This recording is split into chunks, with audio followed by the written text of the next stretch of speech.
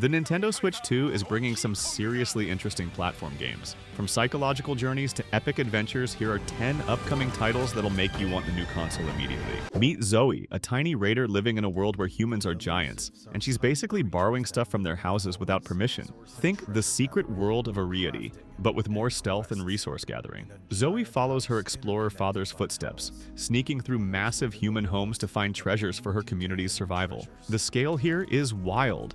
Everyday objects become towering obstacles. It's essentially a stealth platformer, where getting spotted by giants means game over. The whole tiny person, big world concept feels fresh for Nintendo's lineup. They're quick and stealthy, using guard cloaks to keep them hidden and invisible to the eyes of humans and predators. Elusive is an adventure and exploration game with Sibo wins the galaxy's only vacation lottery after working his entire life in a universe where everyone just works constantly. His shuttle crashes on an alien planet, stranding him far from his resort destination. What makes this weird is Sibo talks directly to you, sharing his emotions and discoveries as he explores mysterious ecosystems. He can literally inflate his head when expressing feelings, which sounds ridiculous but somehow works. It's basically a commentary on work culture disguised as a colorful adventure game. The fourth wall breaking feels genuine rather than gimmicky, which is refreshing.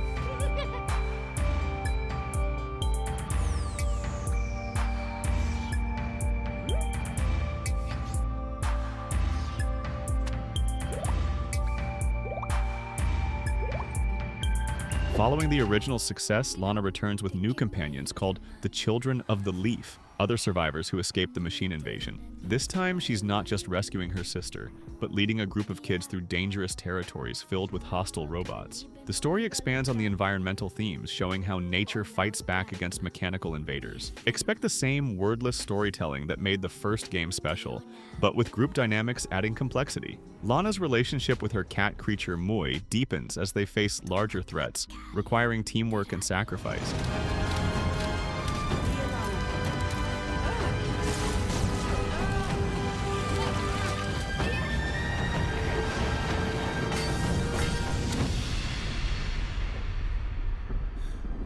Constance is stuck inside her own deteriorating mind, which manifests as a colorful but decaying world she needs to escape. She's an artist whose mental landscape reflects her psychological struggles through 6 different biomes, representing various aspects of her psyche. The paintbrush mechanics aren't just gameplay gimmicks, they represent creativity as a healing tool. This tackles mental health in gaming more directly than most titles dare. The corruption mechanics that spread through environments mirror how negative thoughts can consume your headspace. It's heavy subject matter wrapped in beautiful art direction that actually serves the narrative.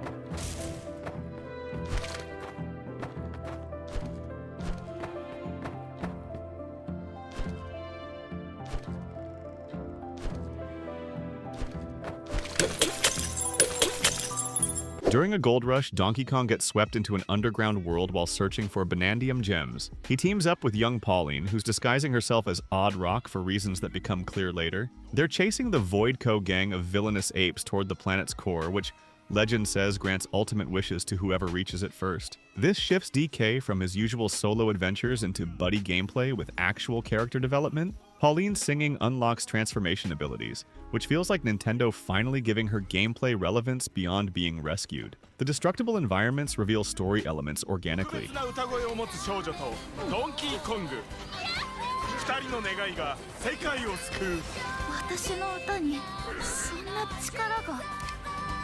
Nintendo Switch 2 Donkey Kong Bananza. Hey, quick pause here. If you're enjoying this look at some of Switch's finest games, hit that subscribe button for more content like this. Let me know in the comments which of these games you've played or are excited to try. Now, let's continue with our lineup. Svaran is a Slavic warrior cursed with a body that turns to stone, and he's racing to rescue Priestess Mira from the sorcerer before he completely petrifies. The curse creates constant tension.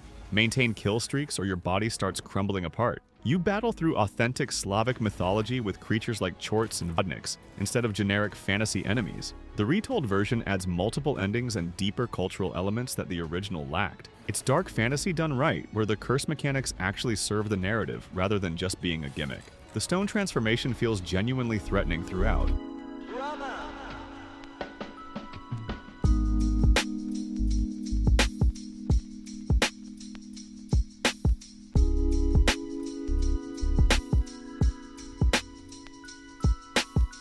Hornet wakes up captured in Farloom, a kingdom haunted by Silksong, and must escape while ascending to the Peak Citadel. Unlike the original's focus on exploring downward into darkness, this is about climbing toward light while uncovering why she was brought here. The pilgrimage theme connects to Hornet's heritage as she discovers truths about her Weaver connections. Team Cherry expanded everything: 165 plus new enemies, quest tracking, and environmental storytelling that surpasses the original. Hornet's needle and thread combat feels completely different from the Knight's moveset. This genuinely looks like it'll justify the years of development time.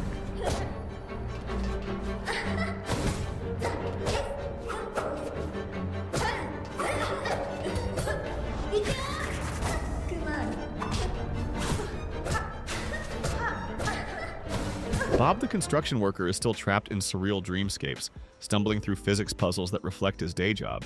There's barely a story here. Bob falls asleep, has weird dreams about construction scenarios, then falls through the credits. The minimal narrative is intentional. It's about human problem-solving creativity rather than plot. Each level represents different dreams where clumsy physics controls mirror how motor skills fail in sleep. The sequel promises expanded physics and more creative solutions to open-ended puzzles. Sometimes the best stories are the ones that get out of their own way and let player creativity shine.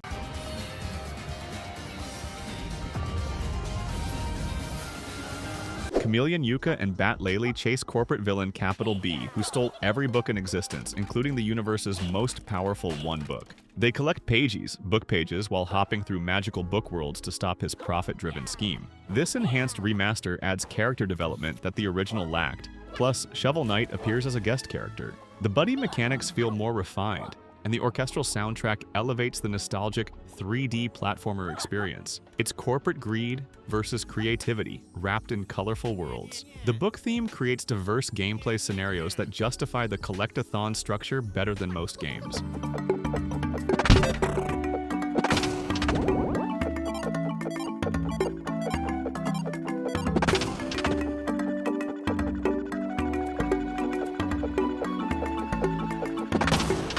Kirby gets pulled into a post-apocalyptic world where peaceful Waddle Dees are captured by the corrupted Beast Pack. His companion Elfilin seems helpful until the twist reveals he's the compassionate half of alien entity Fecto Elfilis, the ultimate life form that once threatened the civilization. The Switch 2 edition adds the exclusive Star-Crossed World campaign, exploring this backstory further. First full 3D mainline Kirby nails the transition with Mouthful mode, turning everyday objects into gameplay mechanics. The duality theme of good and evil existing within the same being adds surprising depth to Kirby's typically simple narratives.